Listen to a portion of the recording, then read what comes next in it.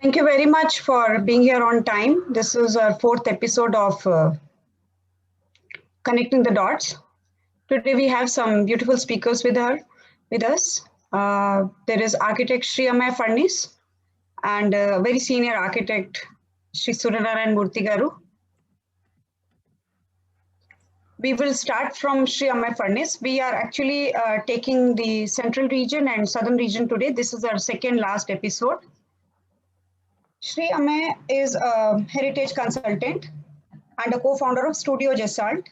He is an assistant professor at the Postgraduate Department of Architecture Conservation at Singer College of Architecture, Pune. He has worked as conservation planner with different agencies. He has also been a research fellow at National Film Archive of India and a research assistant at the University of Toronto. So Architect Farnis will talk about the ancient trade route in Malwa and Nimar region. Let's welcome Sri Amay. Thank you, madam. Shall I turn on my video? Please. Yeah. I hope I am visible and audible. Yes. Thank you, madam, for the introduction. So let me know when I can share my screen, and I'll start the presentation. Yeah, you can start, Sri Amay. Okay. Yeah. Just give me a moment.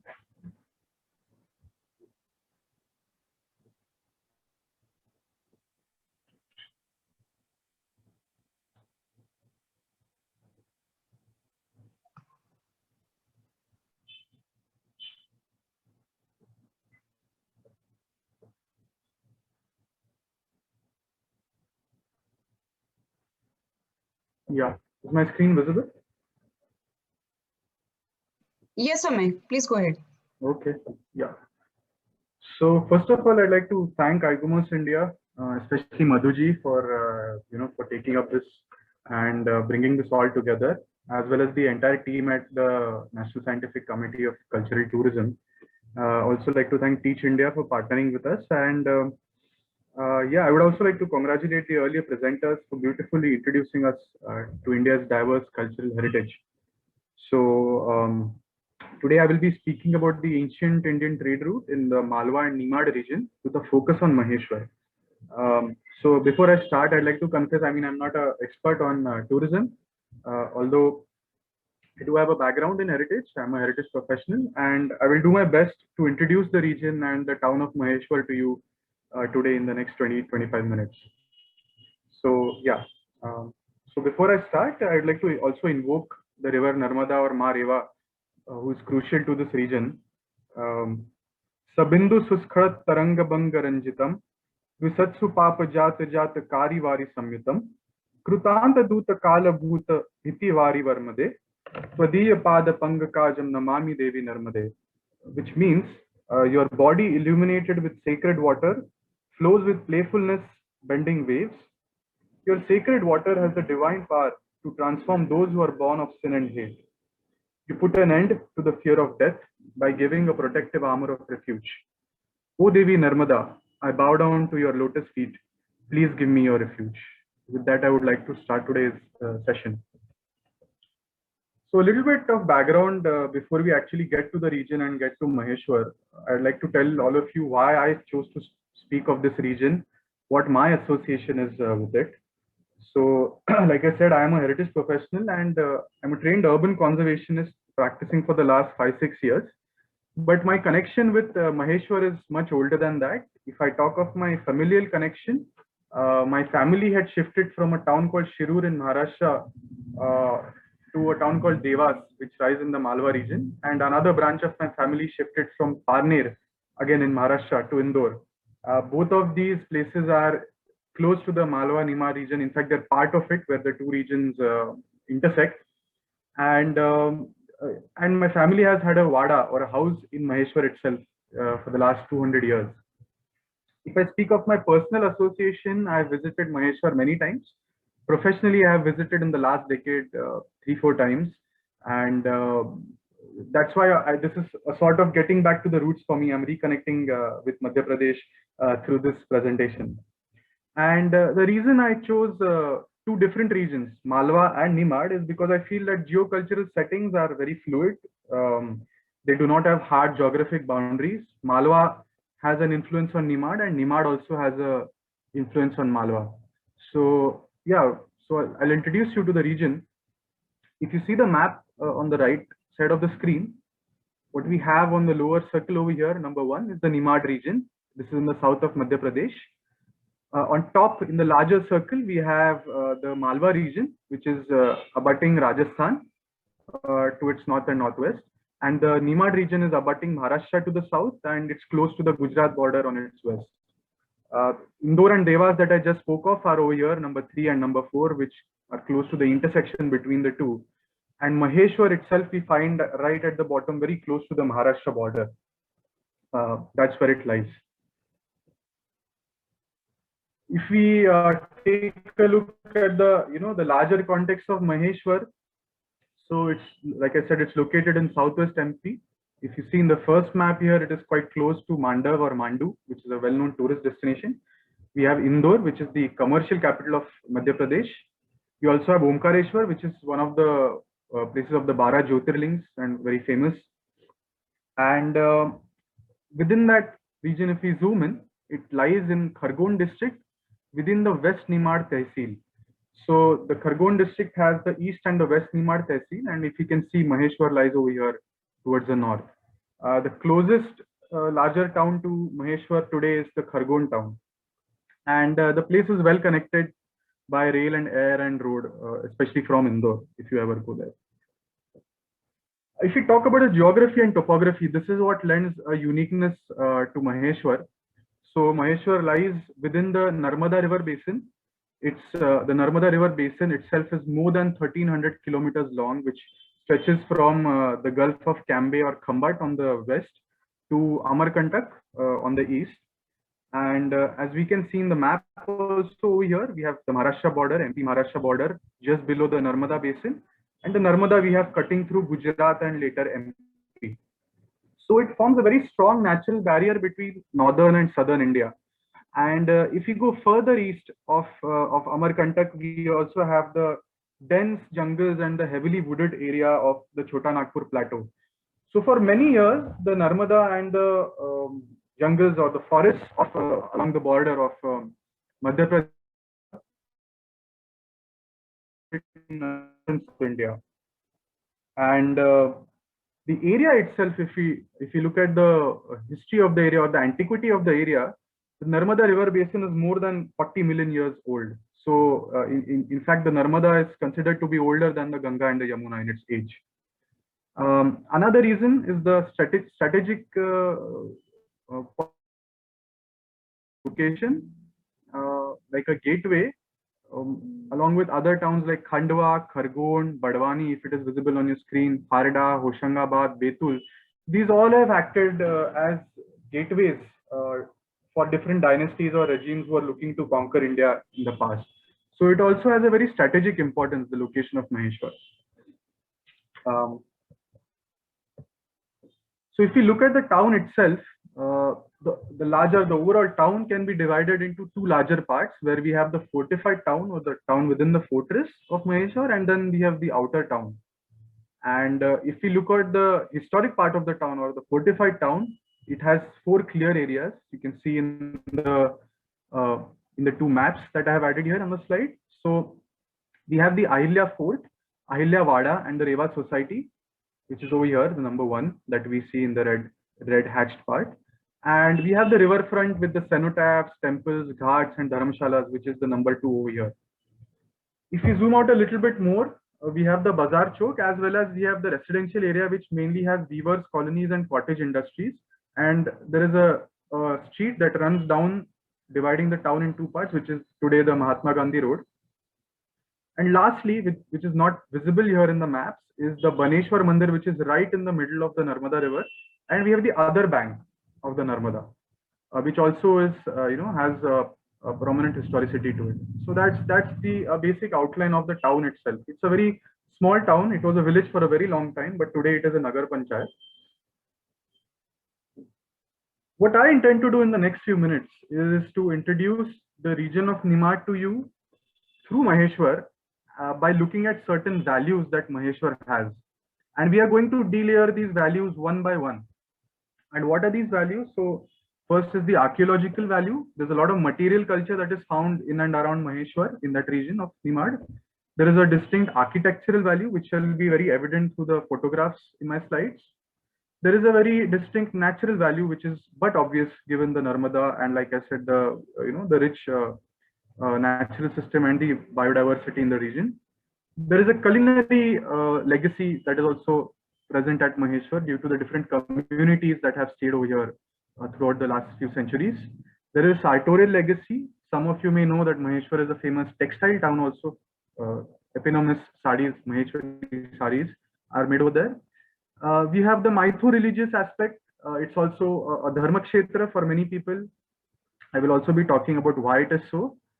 And lastly, very importantly, and which is how it connects with the popular imagination or popular culture, is the associational value of Maheshwar. So those who are new to Maheshwar may have probably seen it recently in the movie Padman or in Dabangg 2. So that is, I feel that is also very important for those who are not professionals or not working in the heritage field. There is a certain image of a place that is created via association in your mind. So I will be looking at all of these values. I will try to touch upon all of these in the next few minutes. Additionally, I will also talk about this area in a certain chronology in terms of time.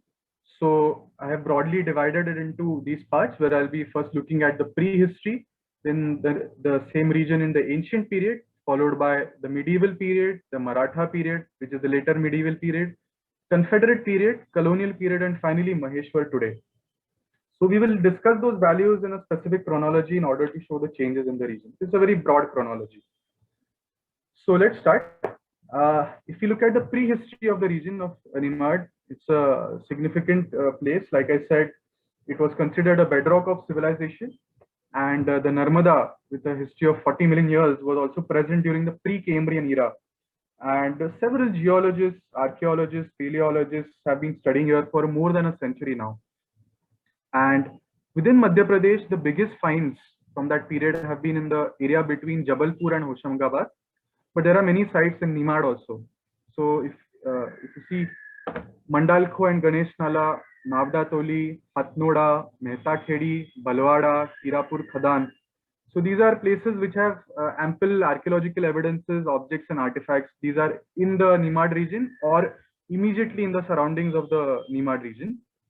What we have in the images here are actually flakes, scrapers, end flakes, side flakes and coals. These are tools from the Middle Stone Age. Some of them are heavy duty tools, some of them are light duty tools. So this archaeological evidence ranges from 400,000 years ago to right up to 4,000 years ago. The reason for this is that, again, the location of Maheshwar. So Maheshwar is flanked by the Vindhyas on the south and the Satpuras to the north, and it also lies on the Deccan Traps. The overall region is about 250 meters above sea level, and in the period that I am speaking of, in the earlier period, it used to have much more rainfall than it has today. Today it is quite dry and arid, the region, but earlier it used to have a lot of rainfall. So there's still a lot of research that is going on in the region. There is a lot of excavation activity that is happening along the Narmada, not just in MP, but in Gujarat also, as many of us know. And there is a lot of academic tourism that happens as a part of the cultural tourism. There are a lot of scholars, researchers, and academicians also visit the place. Next, if we come to the Puranic period, or the sort of dark age, I like to think, where there's very little written evidence of what had happened, we come across Maheshwar as Mahishmati, where it is the abode of Shiva, Lord Shiva, as Mahesh. And in the Purans, it's supposed to be the capital of the Haihaya dynasty, where the Haihaya Kartavirya Arjun, Sahasra Arjun, he's known, defeated one of the Nag kings, Nagarjun, and became the ruler of Mahishmati. So there are two very popular myths. I mean, there are a number of myths associated with a place like Maheshwar, but I would like to tell you about two popular myths about the place. So first is the myth of Sahasrarjun and Ravan. So the myth goes that Sahasrarjun and his wives were bathing in the Narmada river. He had 500 wives, and the water where they were bathing wasn't enough. So Sahasrarjun, he's known as Sahasrarjun because he had 1,000 arms. He extended his arms and he blocked the water in his part of the river, and the riverbed went dry behind him. Meanwhile, Ravan was flying over the Narmada and he found the dry area and he got down, made a shivling and started worshipping the shivling. After the bath was over, Sahasrarjun brought down his arms and the river started flowing again and the shivling was washed away. And Ravan became furious because his prayers were disturbed and he challenged Sahasrarjun. And to the mighty embarrassment of Ravan, he was defeated. And Sahasrarjun, as a sign of mocking him, he kept one lamp each on each of Ravan's 10 heads and one lamp on his hand and tied him to his child's cradle. And to this day in Maheshwar, there is a Rajeshwar Mandir where these 11 lamps have been lit since time immemorial in, to commemorate this event. In the Ramayana and Mahabharata also, there is mention of Mahishmati, Maheshwar. There is also a very popular myth of King Neel and his daughter, who became enamored with the god of fire, Agni. And Agni used to also court her in the form of a Brahman. And the story goes that there was an altercation and Agni cursed the land that no woman in Mahishmati will ever stay faithful to one man. There will be polyamory and polygamy. There may be an anthropological reason behind this. There may be a larger story behind this probably. But those are the two myths. Those are the two major myths that are associated with Maheshwar and are even popular today. If you go there and speak with the people, they will tell you these stories. In the Matsya, Padma and Vayu Purans also, Maheshwar has been, as mentioned many times as Mahishmati. It has been visited by Rishi Jamadagni and Parshuram and Renuka. If we come closer to the historic period, we have the story of Adi Shankaracharya, who was on his way to Avantika Nagari or Avanti, and he stopped on his way at Mahishmati. And there is a popular story in which he challenged a local resident, and forget the resident, his wife ended up, she ended up winning the discourse with Shankaracharya. And Shankaracharya, as a form of penance, did a Narmada Parikrama, and they say that is how the Narmada Parikrama started itself in the first place. I will be talking about the Parikrama towards the end of the presentation in more detail. So these are certain Puranic and oral history related, some stories related to Maheshwar. If we come closer to the Mahajanapad period, we find that Mahishmati is a city contemporary to Ujjain, Hastinapur, Avanti, Ahichhatra, to any of the 16 other Janapadas. And when Ujjaini was the capital of the period, there was intense fighting between the Mauryans and the Magadhs. And after the Mauryan dynasty, it became all powerful. Eventually, Chandragupta Maurya took over Mahishmati, and it was a prosperous town even during the rule of King Ashok. Later on, during the Gupta period, also we find mention of Mahishmati and Maheshwar. So we also have Bhaskar or Bhas, the writer, and Kalidas, who write about this town. In fact, Kalidas has very specifically mentioned this town as Anupnagari, where he calls this as the pendant, and the Narmada river as the Makhala or a necklace of pearls, and Mahishmati town is the pendant to that necklace. It has been mentioned in his writing. As we move closer to our period, we have the medieval period. We have certain Rajput fiefs. We have the Sultanates, the Mughals, and the Marathas. So what we have happening close to 900 or 1000 Common Era, we have the Parmar dynasty, which is ruling in this region. We have them ruling from Dhar and Bhojpal or Bhopal, as it is known, which is again eponymous with Raja Bhoj and the Ganguteli story. And as the Islamic invasion started towards the 1100s and 1200s, we have a lot of smaller Rajput rulers who came from Rajputana, and they came and settled down in the Malwa and the Nimad region. A lot of Sisodia, Gehlots, Solankis who came down, they either became Patels or Chaudhries in the region, or they started their own smaller fiefdoms or principalities, which were feudatory to the larger Delhi sultanates. This is happening between the 1200s and the 1400s. So even today, some of these principalities exist who trace themselves back 700 years, 800 years. They are called Thikanas in the area. They are some like Ali Rajpur, Narsinghgarh, Limdi, Kachi Badoda, Badwani. Some of these names you may have heard, Jhabua, Rajgarh or Jamnia. Towards the 1400s, we have the Malwa Sultanate, which is coming up. The Ghuri dynasty, followed by the Khilji dynasty, and lastly the Suri dynasty started ruling this region. Around this time, Mandavgarh or Mandu became the center of activity. Maheshwar was also important, but the capital was shifted to Mandavgarh. And in the 1500s, we have a strife happening between Humayun and the last ruler of the Suri dynasty. And eventually in 1561, Akbar finally defeated Bas Bahadur, the last of the rulers of the Malwa Sultanate. And in 1562, he took possession of entire Nimad and also Maheshwar town. So the fort that you see in the photographs over here, in the three photographs, it was built during the Parmar period. There are records that state so. There were layers added to it over time. Fortification was added. And the present fort, this that is seen today, is what was finally done by Akbar in around between 1595 and 1600, just before his death. And this is also the same period when the Malwa School of Architecture and Painting came to the forefront, and we have many specimens from that period. Next, after the Mughal period, we have the incursions by the Marathas slowly happening in the early 1700s, and they came to a peak in the 1720s under the first Bajirao Peshwa, and finally in 1733, when they were well established into the region, the Mansabdari of the region was given to Subedar Mallarao Holkar in 1733, and this was done in concord with Nandlal Mandloi, who was the Chaudhry of the area.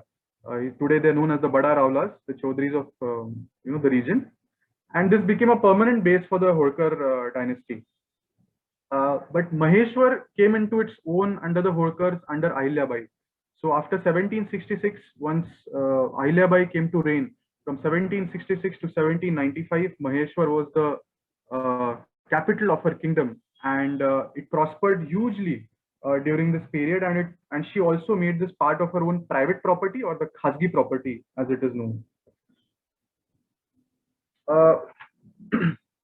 Why this is important is because the Khasgi trust of the Holkars is something that is controlled by them, and a lot of the projects that happen today in Maheshwar regarding cultural heritage or built heritage are done by the Khasgi trust.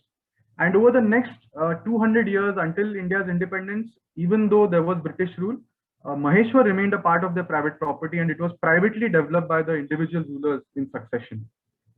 And a lot of rejuvenation of the town happened, where new communities settled in, new trade, new craft, new arts were introduced, and the town prospered to a great extent. Coming to the actual tourism that happens in Maheshwar, so Maheshwar is part of four main circuits of Madhya Pradesh. The circuit which Maheshwar is part of is the Indore, Ujjain, Maheshwar, Omkareshwar and Mandu circuit, which has been identified by the government. It is part of southern MP. And Maheshwar particularly is known for its textile tourism and religious tourism. So there are more than 1 lakh tourists that visit Maheshwar every year. And there has been a great boost in the tourism industry in the last 20 years, where at the turn of the century, there was a growth of 49.1% per year, happening per year. This has gone up to 72% in the last decade. And it's a growing center of tourism. The reason for this attraction, this cultural tourism attraction, there are, it has inherited various legacies over the years, and we'll be looking at them one by one. Also, the caretakers of this legacy and the stakeholders that are invested in the culture and heritage of Maheshwar, these are just some of them. Obviously, these are not all of them, but I've tried to list down the main ones. We have the Devi Ahilyabai Holkar Charities Khasgi Trust, again, which is why I spoke about the Khasgi earlier. We have the Indian Heritage Cities Network, which was set up by UNESCO. So Maheshwar is one of the cities identified under IHCN. Very important, we have the Living Heritage Alliance and the Maheshwar Partnerships, which looks more specifically at the living heritage and the intangible culture of Maheshwar. And we also have the Intact Indore, Maheshwar Nagar Panchayat, the Town and Country Planning Department, as well as the MPTDC, which is the Tourism Development Corporation of Madhya Pradesh. So these are all the main government or trust agencies that are involved in growing the tourism in this region. So let's take a look at the legacies that Maheshwar has inherited over the years. If we talk about the architectural legacy, so the scale, there is a variety in scale, there is a variety in typologies, variety of materials. So we have, in terms of residential, we have Havelis, we have Vadas. In terms of palatial, Ahilya Bai's Vada is there. It's not a palace per se, but it was her seat of rule. We have institutional, where we have the Rewa Society. We have a school run by the Rewa Society. We have, the weavers, handlooms, the temples, cenotaphs, and the infrastructure in terms of ghat and public spaces, which are also very important. Numerous of them lined along Maheshwar. And lastly, when we talk about the textile and the arts and handicraft industry, we also have many such buildings. In terms of the style, we have an influence of Rajput, Mughal, Maratha, and a British colonial style. And because, again, this town is surrounded by forests, we have the famous CP teak, or the Central Provinces teak, which was readily available in the region. So we have teak being used. You can see in the photographs, it is widely used. Brick and granitic basalt, most of the construction happens, as also some parts of some types of limestone, which is available along the Narmada River basin. I would say the next most important legacy is the sartorial legacy, or the textile legacy of Maheshwar. So Maheshwar has been a very important textile and commercial town since the 5th century AD. The Maheshwari and Chanderi saris are, from MP, are very famous. From Chanderi, the Chanderi saris, and Maheshwari saris from Maheshwar, obviously. And they were revived. This craft was revived by Ahilya Devi during her tenure, or her rule as a regent. And she used to personally oversee the textile being woven. She used to gift these sarees to her visiting dignitaries, to other rulers who used to visit Maheshwar. And for this, she invited several craftsmen, several weavers from the Deccan and from Gujarat who settled down there. So before the workers came there, there was only grey cotton fabric being grown. But after she revived the textile, we have saris, turbans, and other dress materials being woven. But I would say the most important and famous is the sarees. The 5-yard sari of Maheshwar is known as the Dandiya, and the 9-yard sari is known as the Nawari sari. And for a long time, natural pigments were used for dyeing these sarees. And the designs on these sarees came from, they were influenced by the temple architecture in the surrounding region. So these handlooms grew very rapidly. Even in 1921, the then Holkar ruler introduced modern weaving techniques to Maheshwar. A training center was set up, and new material and new machinery was brought in from Nagpur. And latest, we have the Rewa Society being set up in the 1970s. Richard and Sally Holkar. Richard Holkar is the current representative of the Holkar family. He set up the Rewa Society to revive and sort of reinvent the Maheshwari and to brand it for the future. So in terms of numbers, there are more than 1,000 handlooms in Maheshwar, out of which 850 are private handlooms and 150 are approximately cooperative society handlooms. More than 3,000 people are employed in this business. There are the revenue generated through this business is more than 10 crore rupees per annum, and more than 6.5 lakh meters of woven cloth is churned out. And the communities that mainly work on this are the Momin, Khangar, and Koi communities. In the last few years, there are people from Chhindwara and Belaghat who have also come down and settled. And there is also a Weavers Association now with more than 100 members. And in terms of output, I would say 70% of it is the sarees and 30% of it are the turbans and kurtas and dresses, etc. So all of this produced handloom, it is sold by these handloom societies, either to the MP Silk Federation, to the MP Khadi Board, to the National Expos, or to the Hastashil and Hadgad Vikas Nigam, apart from being sold to private buyers, of course. Of late, a weaver service center has been set up in Indore, where there are workshops and dyeing that are conducted. So this is a very thriving business in Maheshwar, and it has grown by leaps and bounds. It has become a brand in itself over the last few years. If you look at the spiritual legacy, there are multiple temples. I mean, there won't be enough time to talk about these temples and the festivals that are associated with them. But some of the important tirths are the Karangin Rudra Tirth, Suvarnadeep Tirth, Angir Rudra Tirth, Triveni Tirth, Sahasradhara, and then the Narmada itself is one large tirth. Actually, the entire river becomes a tirth in itself. Some of the famous temples are the Raj Rajeshwar Mandir, the Vindhyavasini Mandir, the Jaleshwar and Kaleshwar Mandir, the Saptamatrika Mandir, and the Baneshwar Mandir that I spoke of. And then there is a Holkar period temple construction and Chhatri construction that happened. So we have the Ahileshwar Mandir, Vithoji Chhatri, the Dev Puja. Dev Puja is the the private home Devghar of the Holkar family, the Pandarinath Mandir, and so on. Then we have two important yatras that happen: the Panchakroshi Yatra and the Narmada Yatra. I will speak next about the Narmada Yatra in more detail because it is specific to the Narmada region particularly. And also we have the Narmada festival, Ahilya Devi Punyatithi, which happens in August, and the Kalidas Samaroha. So the Kalidas Samaroha and the Narmada festival happen sometime around December and January. These are also very important to Maheshwar and the region. So let's take a look at the Narmada Yatra, what it is exactly. So the Narmada Yatra is basically a parikrama of the Narmada. And in earlier times, it was a preparation for the Vanaprastha ashram. After the Grihastha ashram, it was a preparation for the Vanaprastha ashram, where a person could actually start the yatra at any point along the Narmada river, circumnavigate the river in a clockwise direction, and end the yatra at the same spot where they began it from. So that way, the river and the temples were on your right side, and the dharamshalas and places where you could live were on the left. And there is a rule that you cannot stop for more than 3 days in any village. And in this manner, you were supposed to complete the yatra in a period of 3 years, 3 months, and 13 days.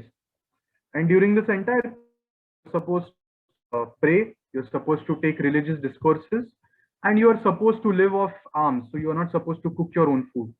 And at the end of the day, you stop, you offer a morsel to the river goddess, to the Mata Mareva or Devi Narmada, and then you're supposed to partake of your food. So that is how it used to be at one point of time. Nowadays, you will see that people go by bikes, they go by cars, which is fine as long as the spiritual legacy continues. And even the government, to give a boost to this, they have started giving stamps where the pilgrims can take stamps at different points along the river on their hand. So it becomes a stamp of approval from the authorities that you have been a part of this yatra.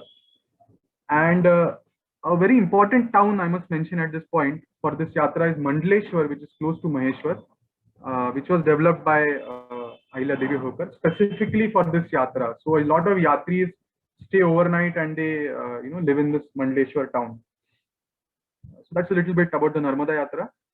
If you want to know more about the yatra or about the textile that happens in Maheshwar or cultural tourism in general in the region, these are the 3 references that I've written here. Narmada Parikrama, Ek Anta Yatra by Bharti Thakur. She has done the Narmada Yatra herself multiple times and is sort of an expert on it. And then we have the special reports by the governments that speak about the textile tourism and the cultural tourism. Amey, can we request you to close in next 2 minutes? Yes, I'm towards the end of it. Thank you, Mandirji. So yeah, so towards the end of our presentation, let's look at what we started off. I will be coming back to the loop and closing the circuit. So like I said, Maheshwar lies at the heart of MP, and MP, like we know, is Hindustan Ka Dil. Because of the location, we saw a lot of layering of different legacies through different periods, different types of inheritances of legacies that Maheshwar has had over the over the period. And I feel there is a bright future in terms of tourism for Maheshwar in the future. And that's primarily because of the people that lie there. I always believe that the greatest strength of a town are its people, more than the material that is present there. And what do we have there? So we have many Mahants, Gosavis and Bhatts who stay there, who occupy the religious architecture. We have the Dashanami Sampradaya, Radhakrishna Sampradaya, etc. We have the weaver communities that live in the Jambu Ali and the Narmadeya Ali. Then we have the bazaar part of the town with many Baniyas, Maheshwaris and Marwadi communities living there. And then we have the many Hindi and Marathi families that shifted there in the last 200 years for white collar or blue collar jobs. And in the last 20-30 years, there has been a lot of mixed settlement that has happened in the outer parts of the town. And we see the town going from a Dharma Kshetra to more of a Karma Kshetra. So I feel that if this healthy ecosystem of of heritage continues, the conservation efforts will reap benefits, and they will definitely grow in the region. And I hope I have done a modest but thorough job of trying to introduce you to this place that is so close to my heart, Maheshwar and Nimad region. And with that, I would like to close my presentation. So thank you very much. Narmade Har, Narmade Har, Narmade Har. Thank you, Amey, for such a beautiful journey I'm sure everybody has enjoyed it, and I'm sorry I had to intervene in between. That's Uh, fine. I'm very sure that next time we would hear more from you and more stories of the region. Yeah. And as Amey said that this area has different layers of history, the next session, the next two sessions will definitely connect with that. May I now request our co-coordinator Smita Shri to take up from here. Smita, are you there? Yeah. Good evening, everyone. Yeah, thank you, Shrimaji, for enriching us not only about the region of Maheshwari, also about the ancient trade heritage of the region. It was very, very enriching. So now I would like to introduce the second speaker of this event. So she's an IVLB alumna and expert member with ICOMOS International. Madhu Votre is a conservation architect, author, and illustrator of 3 books. Madhu has designed 4 heritage walks, craft walk, nature walk, museum walk, and historic MJ Market walk for Government of Telangana. She has curated a mobile application, Hyderabad Heritage, for 275 heritage sites involving a dozen of school-going children. She has experience of decades working on variety of projects focusing on heritage awareness for local, state, central government. Madhu has worked with UNESCO for capacity building workshop in the year 2019-20. She has received laurels from state government on many occasions. In year 2019, she received Reach Heritage Award. She is a recipient of Intact India Scholarship in 2017-18 for the work on heritage cities of North Karnataka. So Madhu has presented Cultural Heritage of Hyderabad on a well-known webinar series, Dekho Apna Desh, for Ministry of Tourism in August 2020, which is viewed which is viewed in more than 60 countries. So let us welcome Madhu Votre. Madhuji. Thank you, Smita, for introducing me. So without wasting any more time, I would quickly come to the presentation. My presentation has 2 parts. One part is I'm trying to show how the activities have been conducted with children. And then in the next part, I will also show you how the application has been designed and how it can be used for children. So can we go to the next slide? Yeah. So the question is, because we have a lot of teachers here other than ICOMOS members, as we have connected with Teach for India. So the question comes with many teachers and many parents, that how do we connect heritage with children and how do we connect with common people? I always feel that the student, from grade 8 onwards, they go into different fields. Okay, somebody thinks about, okay, I have to become a doctor, somebody says engineer, somebody designer. So till grade 8, the children have a very common mindset, and whatever they learn till that age is used in future also. And this basically, this makes them a good citizen. So we connect heritage with through stories. We share stories which connect with people, place, and time. This is what I have learned in my post-graduation from Professor Narali Thakur, to whom I'll be indebted forever. So people, place, and time. So let's see what is people, place, and time. The picture in front of you. Can we go back, Lipika? The picture which is there on the screen is of Nizam from Hyderabad.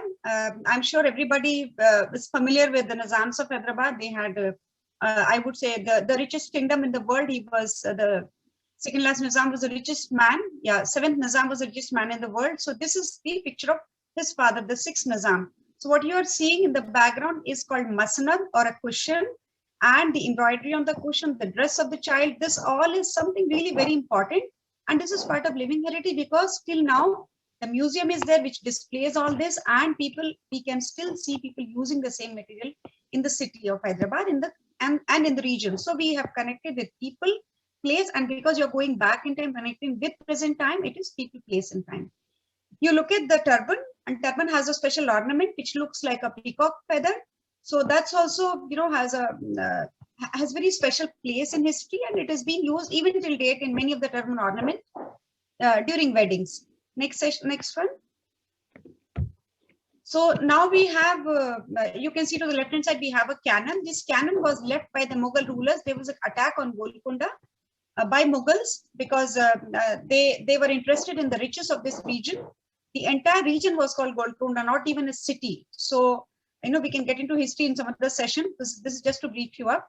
So the cannons which are there can tell a lot of stories and have a lot of stories. To the right hand side is a very handsome ruler. I would quickly share a small story because I'm sure teachers are listening to it. So the Nizam fell sick one day. He was very fond of good sweets and laddus. If you know, Hyderabad is famous for its food. It is also got into UCCN category, UNESCO Creative City Network for gastronomy. So I would say practically we're the food capital of India. So this Nizam, the fifth Nizam Afzal-ud-Daula, was very happy, very sick one day, and the Hakim was called. Hakim means the royal physician. When the royal physician was called, naturally he would ask, what happened? I mean, why the ruler is sick? What went wrong? So Begum very sheepishly told that he has eaten some sweet. So Hakim asked, what kind of sweet he's eaten? Can I see the sweet? And when the sweet was presented, believe me, it was 1.5 to 2 kgs of a big laddu. So we asked this question to the children here when we conduct the session with children for stories on heritage. If the ruler said, I have only eaten 1/4 of the laddu, then why do I have, why my stomach is hurting? So now the children has to be told that, when you make half of 2 kg is 1 kg. When you make another half, it becomes, this is how we tell fraction to the children. So imagine if he has ended up eating 500 or 400 grams of laddu, definitely it's going to hurt his stomach. So this is how, in a very child-friendly way, with a lot of voice modulation, we share stories with children. Next slide.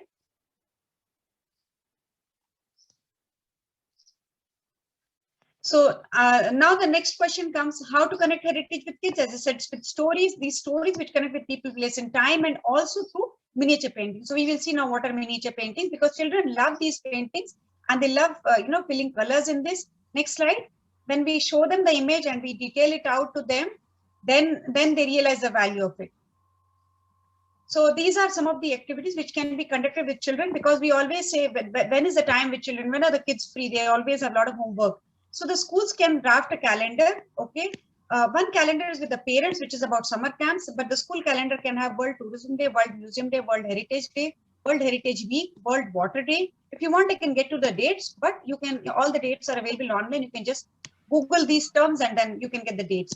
World Environment Day. On World Environment Day, we can conduct nature walks, do a plantation drive, we can conduct heritage walk and talk.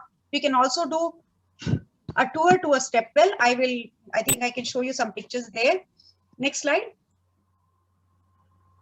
Yeah, this is some activities which is done with children. So the kids are having fun in filling colors to the maps. Sri Amay has shown the maps of the Deccan region, of the region where he's talking about from Central India. The similar maps we are using here. And to the right hand side, the map is, basically about Hyderabad heritage, and the blue lines tell you how much of water we have in Hyderabad. So like similarly, we can have maps of any part of the country, any city, and we can tell the value, how much natural heritage we have in the city. All the color lines are basically to tell the students that this is how the city grew. You can read, there are historic layers, this Qutub Shahi period. So we have started from Golconda, then we went to Charminar, then we went to the part of the city. This we will have in the other half. I will quickly finish this and go to the application part. Next one.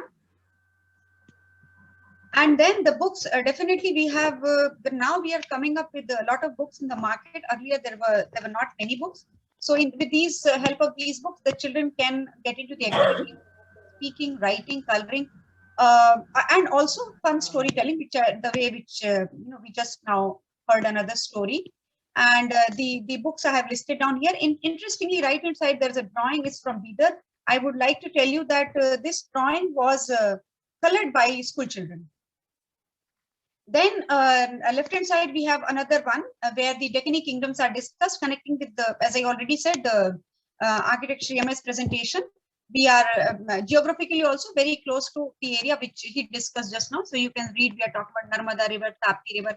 So this is a beautiful way of, for the kids to handle social study, history, and also science, also maths also to some extent. Like I showed you a small example of, making the half of the laddu and another half of the laddu.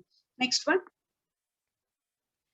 When we talk about historic line plaster, we can talk about and we can tell the children when one area is getting polluted, when the lake is getting polluted, what kind of chemicals are there in water. So that all get into history. These are the books done by me, and as I said about miniature painting, extreme right, you see a miniature painting looks very unusual because most of us are used to learning about the Mughal miniature art.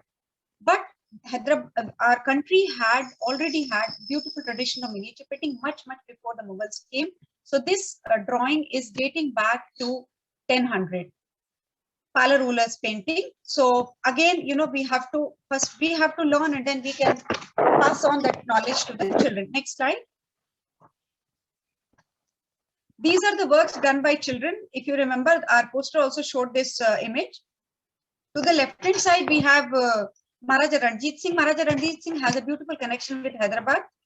During the Asaf Jahi period, the Nizam's period, there was unrest in Hyderabad, and Nizam invited the Sikh soldiers from Punjab to train his own army.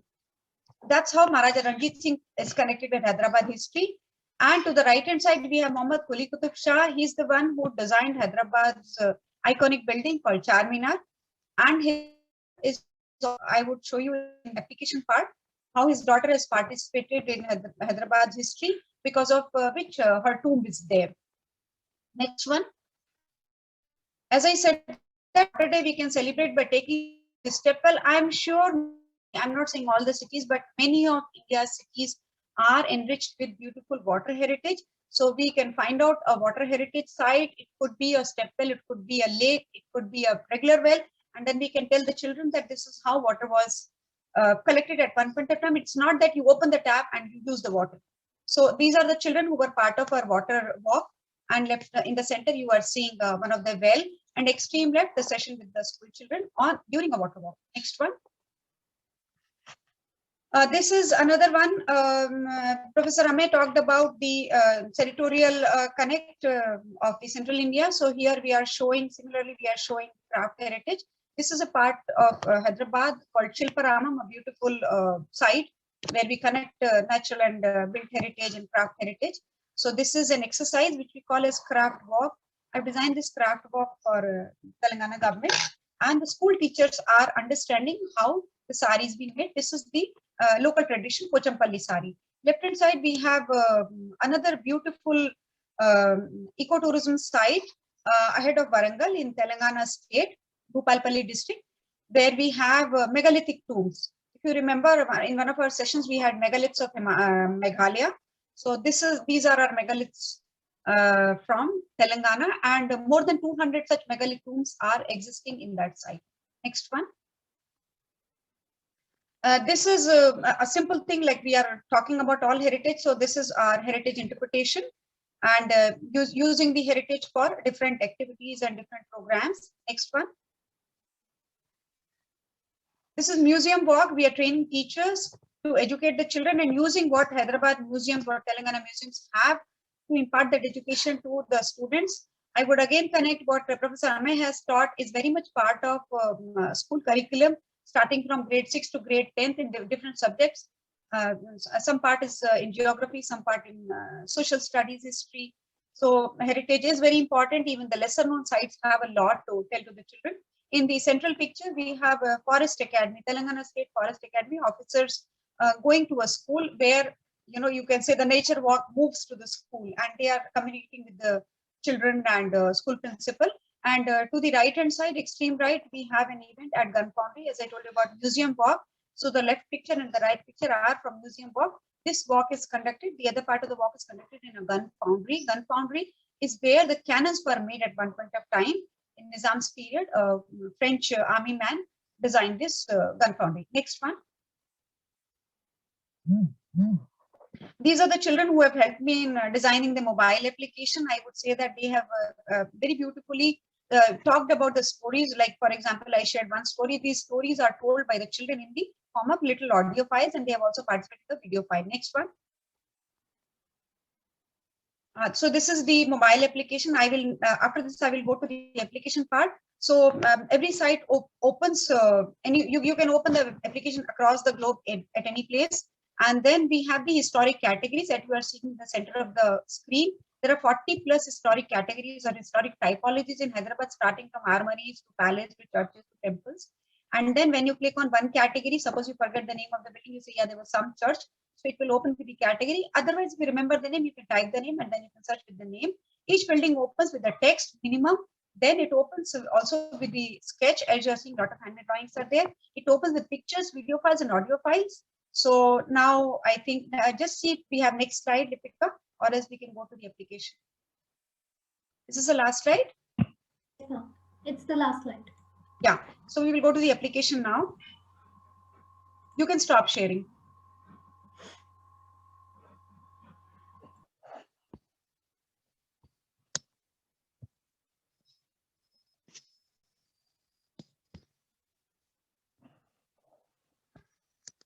This is the application. It is called Hyderabad Heritage.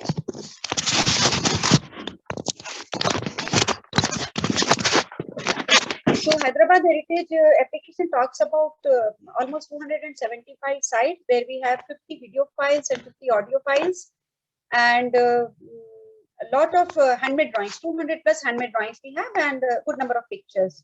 So I would zoom it in so that you connect where we are right now. So here we are in Hyderabad, and I'm blowing it up for you. Hyderabad, right now is a city's name, but as I said earlier, it has been the capital of Golconda has been the capital of Qutub Shahis, and Hyderabad has been the capital of Asaf Jahis. So we will first start from the Kakatiyan layer, much earlier layer. So I'm here in the village called Devar Yamjal. So this is, to my knowledge, this is one of the oldest layer. You are seeing a step well. Just now I showed you the same image for water walk. So this step well is very symmetrically designed, and there are different nakshatra cells. So what little cells you are seeing around it, these are all nakshatra on the nakshatra in Indian calendar, Hindi calendar. Right now they don't have the statues here, but at one point there were statues. So I will take you to a tour of the well. This is the temple, and as you can see from the columns of the temple, slowly Suryanarayan Murthy Garu is also here in his session also. He would talk about similar sites. He would talk about a lot of water heritage sites. These are Alvar saints. And interestingly, this is a very unique temple in Hyderabad, which talks about the Alvar Saints tradition, Southern Indian tradition. And we are now going to the temple and the step well.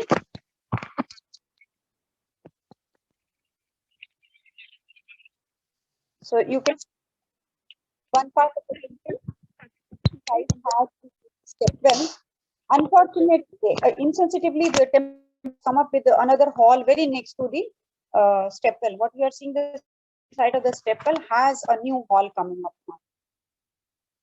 These are nakshatra cells, as I said that inside nakshatra cell, one of the cell you will find a statue. The next one you will have a statue which is mutilated. So Hyderabad has different historic layers. At one point of time, there was attack on the temple and these statues were destroyed. So this is Ananta Padmanabha Swami statue.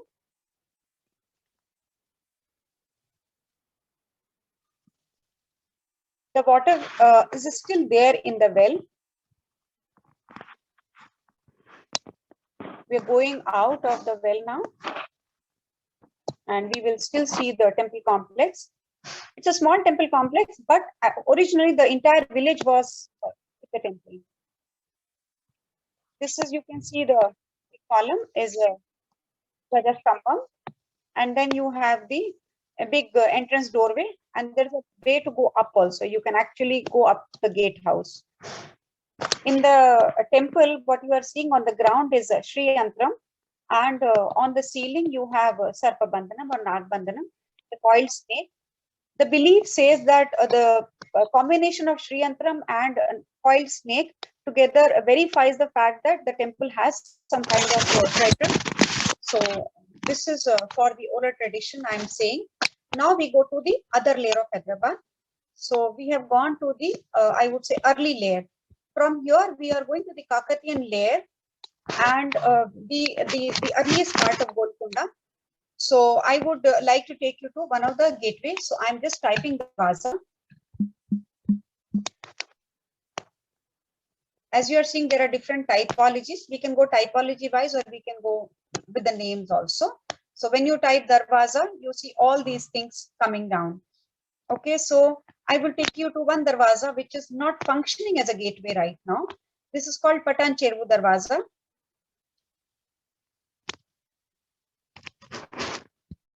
As I said that I will take to Kakatiya layer. You can see this gateway has beautiful murals. Okay, to the left and right side of the arch, you are seeing two beautiful murals. And then on the crenellation, you can see beautiful brackets. They all verify the fact that this belongs to Kakatiyan period. Interestingly, at one point of time, the arch has been closed because after Kakatiyan, Qutub Shahis, over a period of time when Qutub Shahi rulers took over, they had the fears of ghosts coming from this gate. So children love these stories when you tell them. I mean, these are written in different records that the gateway was closed at one point of time. So one thing I would say that when we are telling stories, we have to tell that this is how it was found. I mean, whether it is a text or an oral tradition, we have to tell this to the children so that once their belief becomes stronger. And second is they understand the difference between the facts and the oral tradition. That's also important. So this is Patan Chervu Darwaza because it faces an area which is now called Patan Chervu. Potala Chervu is the actual name. Chervu means lake. So Potala Chervu is the area, is the lake around that area. I mean, much far from Golconda, but that's how the name came up. And now I'm taking you to a virtual tour of this area, Patan Chervu Darwaza. So this is very much Qutub Shahi. It's a 5-arch gateway. So people, I'm sure you are aware of the structural system and basically how the ports function. So next to the gateway, there would be a lot of open spaces. We are now going inside and we are trying to see the way it has been constructed. Look at the roofing part.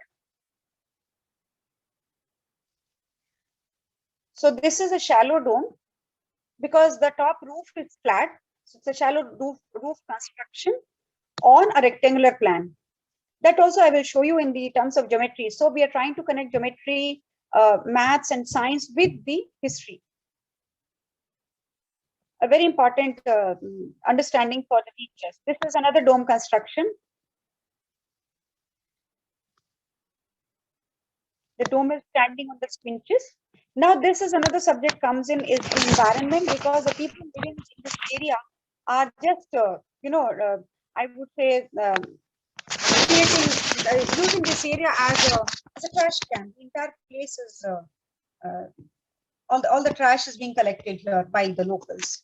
So from this, we have covered 2 layers: the early layer and some part of 2 layers together. As I said that the Kakatiyan kingdom had this area and then Qutub Shahis took over. So from here, we would now go to another locality. I would like to show you a cannon. The cannon which you saw in the image, a similar cannon. So I'm just typing cannon. Let's see what comes. Or you can just click the circle and go to the cannon. So these are all cannon sites in Hyderabad. As per my research, I would not say these are the only sites, but yeah, these are the important sites which are available. So this is the cannon which I showed you in another picture. This is a 16 feet long cannon left by the Mughals here. And this is the area, how it would look like. I would just show you 2-3 more.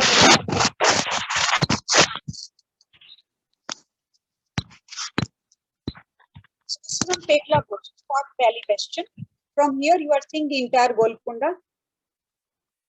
This area is, used by locals. They are flying kites here. You can see entire fort is seen from here.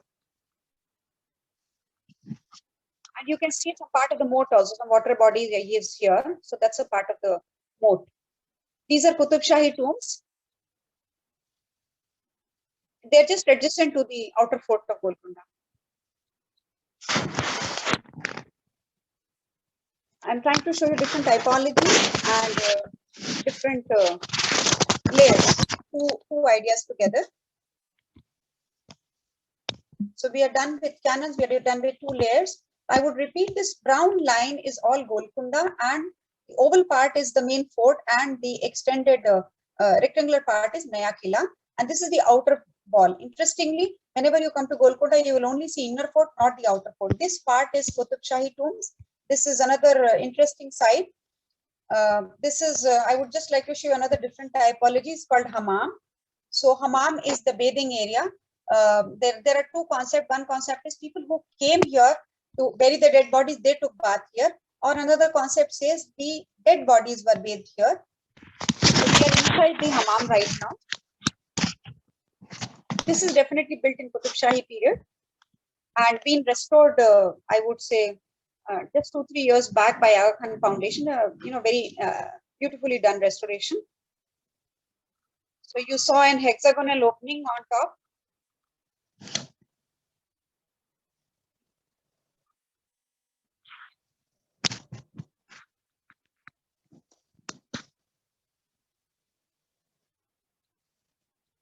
This is basically a combination of hot and cold water supply. Imagine, even I would say 400 years back, people were so intelligent that they could design all this.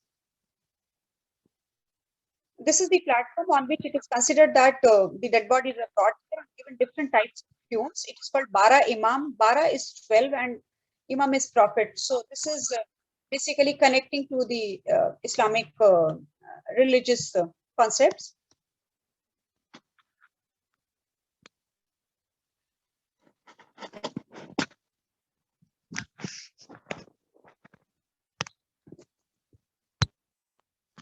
Beautiful inlay work of stone is seen on the floor.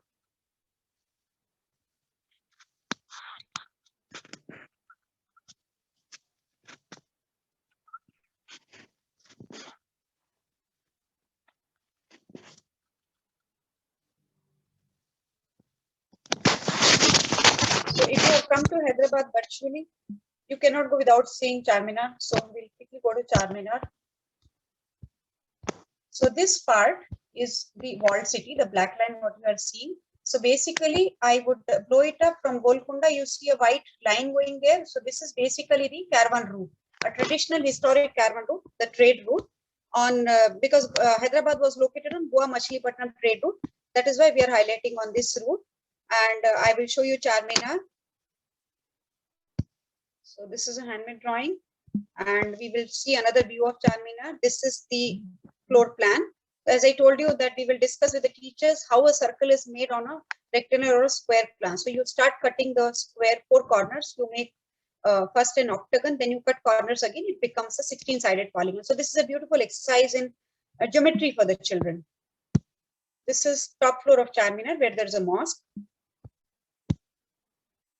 And this is the part of trade route. What you are seeing on your screen to Golconda Fort via Caravan. Caravan is the trade route. And the orange part, what we are trying to show that how the city was basically at one point of time when Charminar was constructed. Jama Masjid functioned as a trade route sarai. And then all these palaces were there. You can read the name Lal Mahal, Chandan Mahal, Sajan Mahal. And at the time of Mughal attack, all this was destroyed. So I have to rush through now fast. And so these 2 cities are done. Golconda is one city. Walled city as another city. Then we had Sikandrabad as another city. So you see a lot of construction in this area. This blue water body is Hussain Sagar, where you have the Buddha statue in center. And that's how it is. I mean, it will take more time if I go on more sites. So just to tell you, these are all variety of sites. As I said, that starting from A for Armory, then C for Clock Tower. I think I'm done.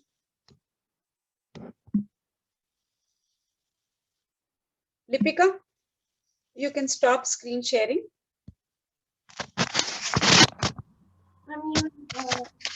Sharing from your lap, iPad. Yeah, thank you very much for the patience with the presentation. Thank you, Ms. Mehta. I would now request Suryanarayan Murthy Garu to start his presentation. I know Suryanarayan Murthy Garu since the day I'm in Hyderabad. He has been my mentor, I would say, and he's basically a well-known conservation architect, I would say. He's an international member of ACLA, that is Asian Cultural Landscape Association Korea. He has been practicing as an independent consultant in the field of architecture, conservation, planning, and urban design with an approach of reuse, recycle, restore, appropriate use, and maintain as principles of design, planning, and execution of project. He specializes in documenting Indian traditional building and historic building knowledge system. Sir, it's my honor to introduce you. Thank you very much for being with us.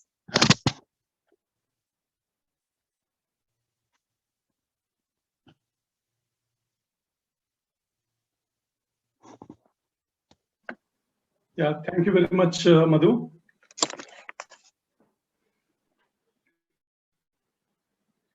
So, thank you very much for this opportunity. I thank ICOMOS India and also the excellent theme that is chosen, connecting the dots and teaching for India. I learn, understand, and save water through historical and traditional and vernacular wisdom. This is the topic I'm planning to present today. And here I'm sharing a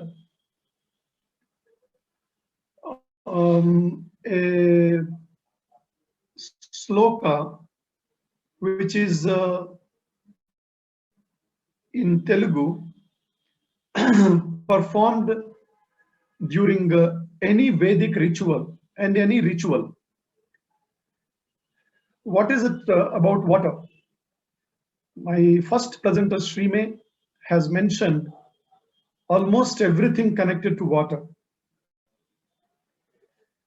And Madhu also just now mentioned about water. So when we are teaching and talking about water to in schools and in colleges and discuss within among ourselves, how do we connect ourselves? Just if we look at this sloka, Kalasasya Mukhe Vishnu Kante Rudra Samasritaha Yadot Mule Tatra Stito Brahma Madhye Matru Ganasritaha Kuchayoto Sagara Sarve Sapta Dvipa Vasundhara Rugvedo Yajurveda Samavedo Adarvanaha Angaisha Sahita Sarve Kalasha Ambu Samasritaha. So we are talking about water and whatever that is in front of you while performing some Vedic ritual, you assume that even if the water is not there, water is in front of you. And how are you considering that water? And you are saying all the rivers are present in that water, all the rivers of India. And it is said, Gange cha Yamune cheva Godavari Saraswati Narmade Sindhu Kaveri Jalesmin Sannidham Kuru. Kaveri Tunga Bhadracha Krishna Veni cha Gautami. Bhagirathi cha Vikyata Panchaganga Prakirtitaha. So this also we are referring to the water present in front of you in the form of a kalash has all the rivers in front of you.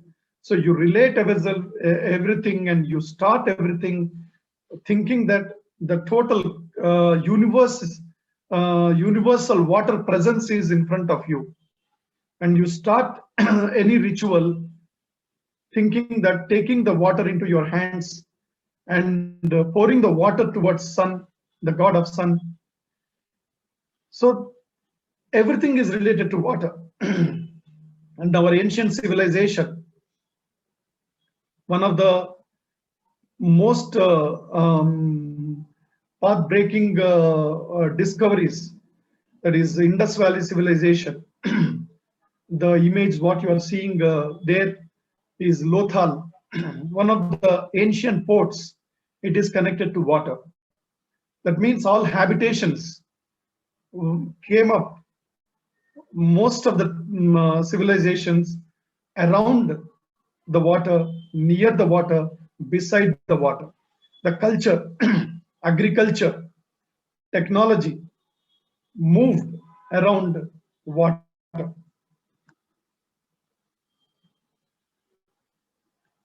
Here you are seeing some images across India. Top one is Gandikota, which is on the Penna River, in Andhra Pradesh, and Konark Sun Temple, World Heritage Site, beside sea, Bay of Bengal, Mahabalipuram on the right side, the 7 Radhas, the Pancha Radhas is Bay of Bengal, and below vernacular residence in an ancient town near Hampi, Anegondi, left side bottom below, and Pratap Karangir Palace in Hyderabad, close to Musi River. And water had been in use for various purposes in, if you look at the context, the land, the floor, the level, the overall use, if you look at, it was in use for drinking purpose, construction purpose, cultural, social, industrial, science, and knowledge purposes.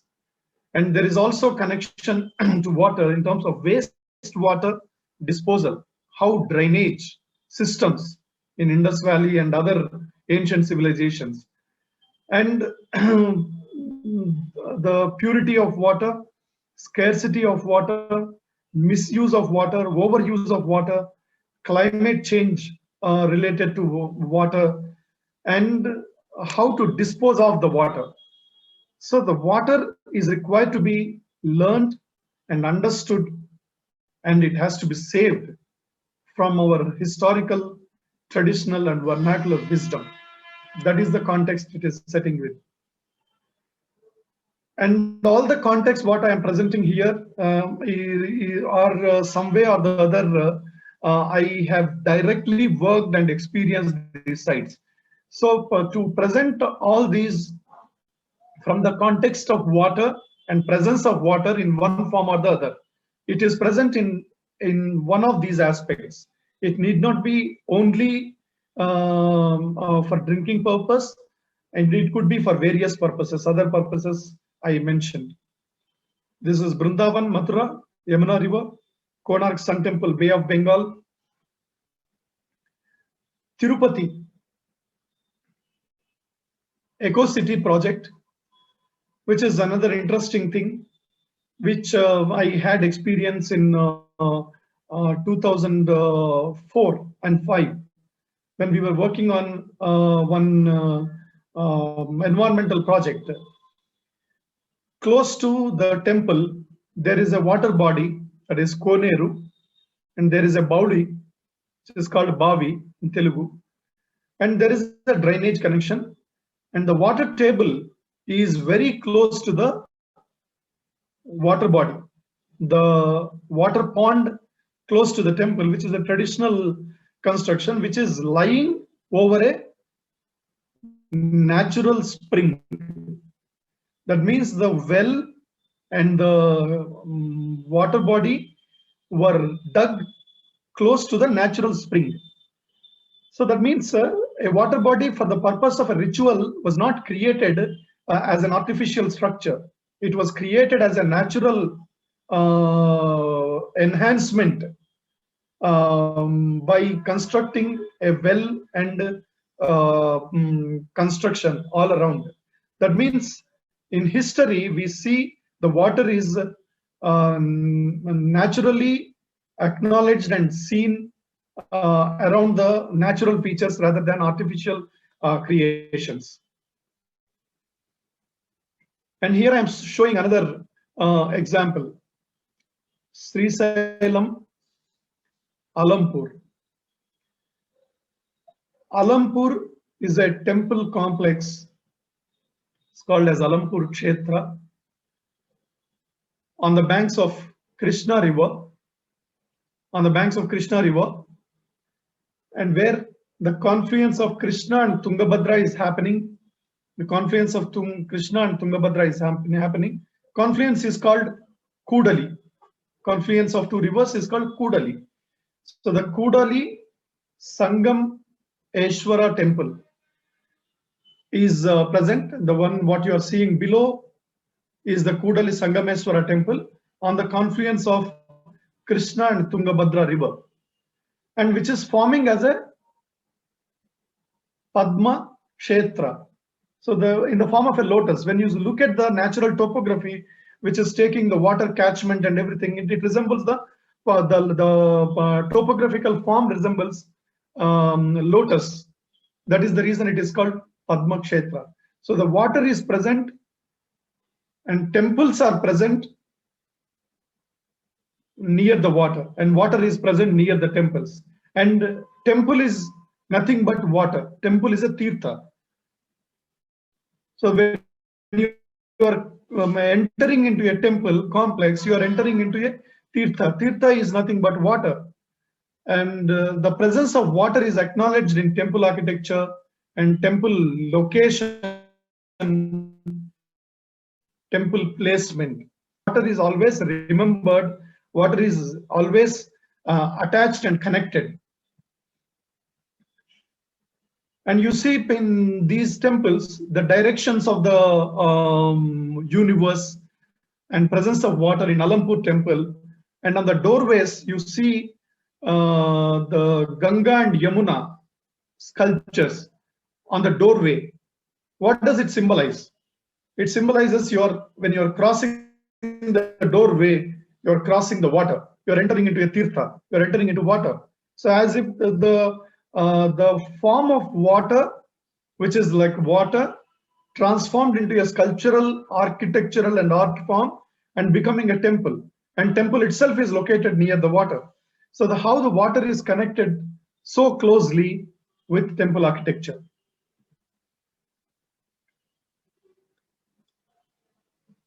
This is one of the great rock formations, Gandikota in Andhra Pradesh.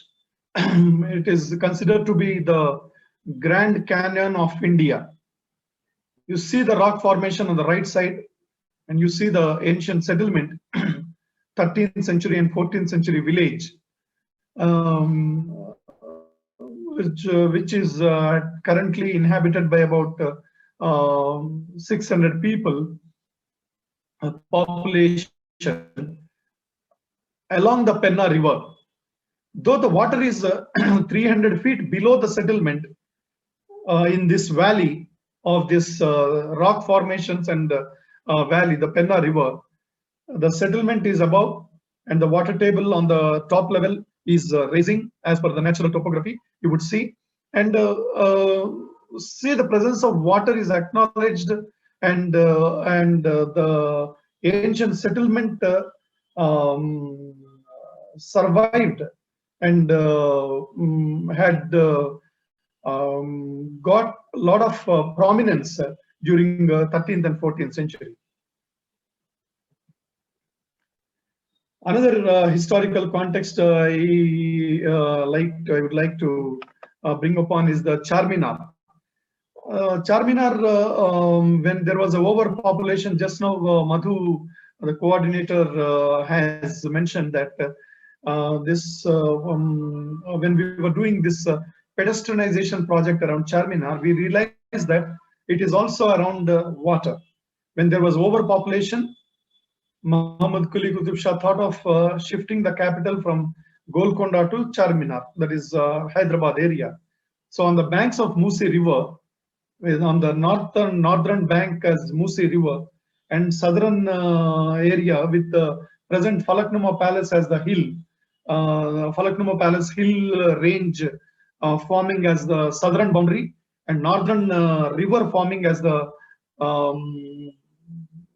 northern boundary, with a water channel connected, and a centrally beautiful structure was created by gravity. There were fountains and gardens. The fountains were having jet of water sprouting out with the natural gravity pressure. And you have Gulzar House and other structures. Gulzar House and other structures here.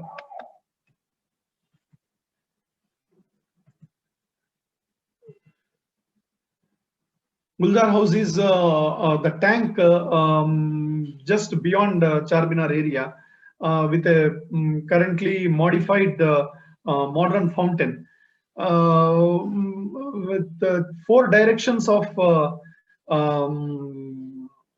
water presence was made available, named as Char Suka House.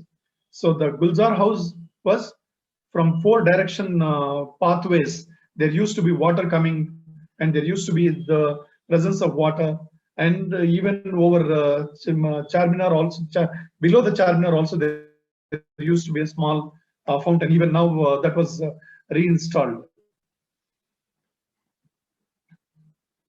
And as I said, water is not just only for drinking purpose, and also the principle of draining and principle of water supply, and these also are required to be seen. Looking at this location, which is historical market in Hyderabad, in the central Hyderabad, beyond Musi River, constructed during 7th Nizam, Mir Usman Ali Khan's time, 7th Nizam time period, 7th Nizam. Mazanjahi market. It has water supply and marks of water supply and drainage network during Nizam time period, which was very significant after the flood of 1908 to the Musi River. There were many measures taken along the bank of Musi River, and even beyond that, to prevent the entire Hyderabad area from floods. And also many measures were taken, and entire drainage system was planned. So it is a historical event which marked the water position decided the historical technological development and infrastructure development in Hyderabad. And another case on the bank of Usmania, on the bank of Musi River, there is the Usmania General Hospital, and what we see during 1920, 1925 is we see the presence of this new structure. The presence of new structure, that is Usmania General Hospital, being constructed along the river Musi. When there were floods, they raised all the structures, be it City College or be it State Central Library, be it High Court, and all the structures constructed along the Musi River raised their foundations almost 12 feet above the current ground level. So that means they made modifications looking at the floods. So the typological change in terms of construction could be seen by looking at the water present beside a structure, and draining of the roof water measures. All the new technological changes could be seen in these structures due to the presence of water. As you would see in the old maps of Usmania General Hospital, the presence of water.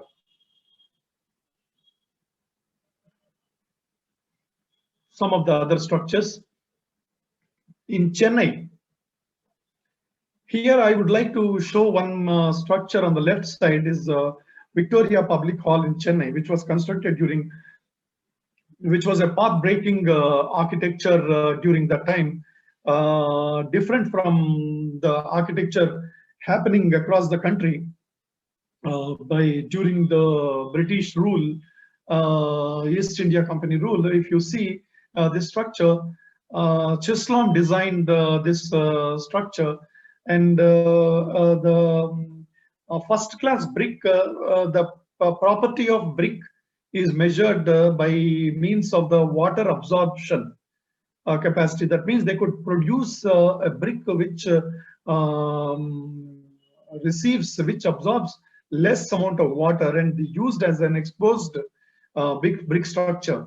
So it was a path-breaking mechanism used in exposed brick structure of this structure. And the water absorption is the deciding factor of the quality of the brick that was required to be used in this construction. So I would like to bring upon your attention to the point of quality of water and presence of water and attachment of water and connectedness to water is required to be understood in every aspect of heritage and traditional and vernacular context that we talk about. And in this greening of a heritage building and the consumption of water decides in another building which is in the central Hyderabad, which is in the Abids area of Hyderabad, which is called Devdi Nawab Mokarab Jang, which was built during late 19th century. Why I'm giving a title of greening of a heritage building is decided based on consumption of water. Because inherently most of these heritage buildings are green buildings. And when we applied for some green building rating, they said how you consume water in your toilets and washrooms and other places decides one of the ranking and marks to give you ranking as a green building. And interestingly, it received many points in terms of wall thickness and thermal performance and other lighting performance and other factors. And apart from this, and usage of consumption of water also has received very interesting positive points, getting a green rating for a heritage building. Heritage buildings inherently are green buildings, but consumption of water has decided the green rating for this heritage building. Similarly, there is another context where sorry, could I please, sorry to intervene. I would really request you if we could conclude in the next 5 minutes. We're running short of time. Yeah, sure. Very sorry to intervene. No, that's absolutely fine. And what I'm showing here is another context where Devghar, which is a Tirtha Kshetra, which has talabs, drains and narrow lanes, where we did a facade improvement and project. You could see in this Google map, there are many water bodies present. And most of these traditional pilgrimage place, Jyotirlinga Kshetra, has water bodies. So they are required to be preserved. And what you would see, what you are seeing here is in Amritsar. Amritsar Golden Temple is also prominent. The Sar itself is indicating water. So you have Santokh Sar and you have Amritsar, golden water. Santokh Sar, Gurudwara Santokh Sar Golden Temple also has a presence of water. It is in the middle of water. It has water. So connected to water is the most important thing, and where there was a tourism project which was taken up for facade improvement and street improvement projects. This is another one in Mehboob Chowk. So drainage and additional floors. So wherever the drainage is also again connected to water. And this is another context where Assam, Majuli, you would see in these layouts the presence of water. This is a river island of Majuli cultural landscape. And they perform in their rituals, boat is very prominent. So that means the ritual, most of the rituals are prominent with the boat. So you can imagine the connection to water here. So the way they travel, the way they settle, and the presence of water in the settlement. Which is a Nadi Dweep, there is a river island in Assam. You see the layouts of settlements and immediate landscapes near the settlement within the river island. All of them have some connection to water presence and connection to water. Most of them without water. So the landscape pattern is because of the water. You see so many wetlands within this island, river island of Assam, you would see. And this is another one, mangroves in Kakinada. Mangroves play a very important role. Because of salinity and water presence and the typical water nature and connection with land, there is a system of mangroves that grow near the sea, along the bank and near estuaries of rivers, which are very prominently present in Krishna and Koringa, that is Kakinada, near Kakinada Godavari mangroves. So there are another example I would like to quote is most of the temples are located near water bodies, as you would see from the landscapes of Telangana. In Ramappa temple in Telangana has the presence of water. See the water body presence and the size of the temple. Size of the temple is very like a dot and almost 1/50th of the lake size temple in the presence of the hill and the water body that is present. And water is also to be understood because of the floating brick present there and sandbox foundations created for these structures because of low water table presence, and also because of the soil structure present in those areas. So with the examples across the country, I communicate that water is required to be understood from various directions, and every drop of context or location what you look at contributes to water, and there is every drop has some meaning, and let us all understand water to save, restore and regenerate not only water but also our context, our life. Thank you very much. Thank you, Suryanarayan Murthy Garu. Thank you for being with us.